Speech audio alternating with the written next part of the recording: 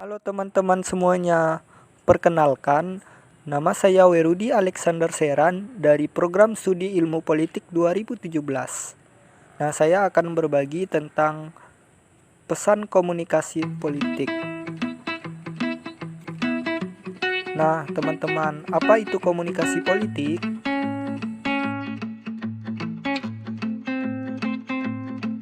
Disimak ya, teman-teman. Nah, komunikasi politik adalah sebuah proses penyampaian pesan yang dilakukan oleh pelaku komunikasi ke penerima komunikasi yang pesan di dalamnya terdapat unsur politik.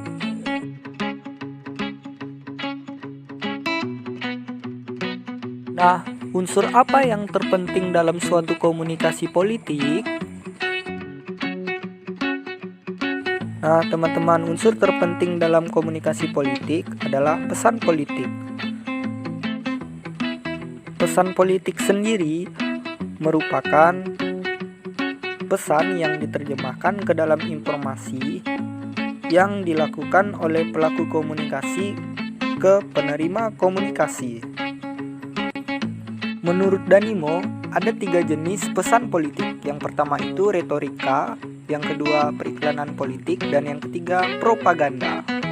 Oke teman-teman, kita bahas satu persatu ya. Apa itu retorika?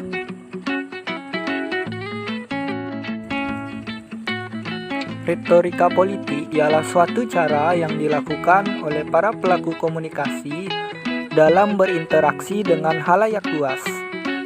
Berikut jenis-jenis retorika politik menurut Danimo, yaitu retorika deliberatif, forensik, dan demonstratif. Retorika deliberatif sendiri adalah retorika yang dirancang untuk mempengaruhi halayak dalam urusan kepemerintahan.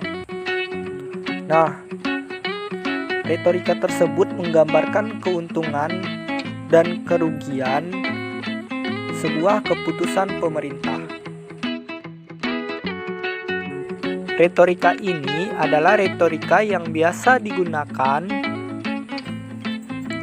dalam urusan persidangan, biasanya menggambarkan sesuatu yang terjadi di masa lalu dan menentukan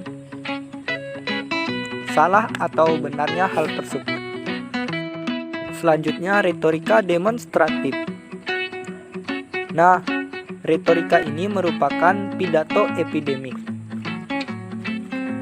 di mana retorika ini biasanya untuk menjatuhkan atau menaikkan sebuah nama seseorang, lembaga, dan yang lainnya. Nah, teman-teman, saudara sebangsa dan ini setanah adalah air. salah satu contoh Partai iklan Perindo pesan berjuang untuk komunikasi kesejahteraan politik. masyarakat. Pada iklan Indonesia ini, menjadi negara maju Partai apabila Perindo rakyatnya produktif. mengajak masyarakat Indonesia Kami berjuang untuk mengatasi mencoblos kesenjangan, partai mereka. meningkatkan lapangan Ya, kerja disimak ya, dan pendidikan teman-teman. bagi masyarakat. Kami hadir memberikan solusi untuk Indonesia sejahtera. Coblos Partai Perindo nomor 9. Berikut 3 langkah membuat iklan yang efektif. Pertama, pesan yang disampaikan haruslah efektif. Kedua, harus banyak disiarkan agar semakin ramai. Yang ketiga, pelaku komunikasi periklanan politik haruslah memahami bagaimana undang-undang dan regulasi yang berlaku. Selanjutnya tentang propaganda. Nah, apa itu propaganda? Oke teman-teman, berikut ini arti propaganda menurut Danimo. Nah, propaganda menurut Danimo adalah suatu alat yang digunakan oleh kelompok-kelompok di mana alat tersebut terorganisasi menjangkau individu-individu yang secara psikologis dimanipulasi dan digabungkan ke dalam suatu organisasi. Selanjutnya tentang jenis-jenis propaganda. Disimak ya. Nah, apa saja itu? Jenis propaganda diantaranya white propaganda, black propaganda, dan grey propaganda. Oke, kita bahas satu persatu lagi ya. Nah, white propaganda. Propaganda ini berasal dari sumber terbuka yang mana dapat diidentifikasi.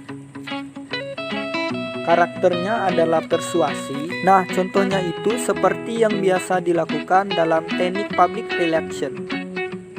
Berikutnya tentang black propaganda. Nah, black propaganda sendiri berasal dari satu sumber saja, berbeda dengan white propaganda tadi. Dan ini merupakan fakta bagi orang atau kelompok lain. Selain itu, propaganda ini juga dapat digunakan untuk memojokkan atau memberikan citra negatif kepada lawan politiknya. Oke, yang terakhir ya, tentang grey propaganda. Nah, propaganda ini berasal dari sumber yang sangat sulit untuk dikenali. Teman-teman, tujuan utama dari grey propaganda adalah untuk membuat lawan percaya pada kesalahan propagandis dengan menggunakan argumen atau argumen yang sesungguhnya bersifat sebaliknya. Selanjutnya, ini 4 sifat pembicaraan suatu komunikasi politik, yaitu kegiatan simbolik, bahasa politik, semiotika, dan pragmatika.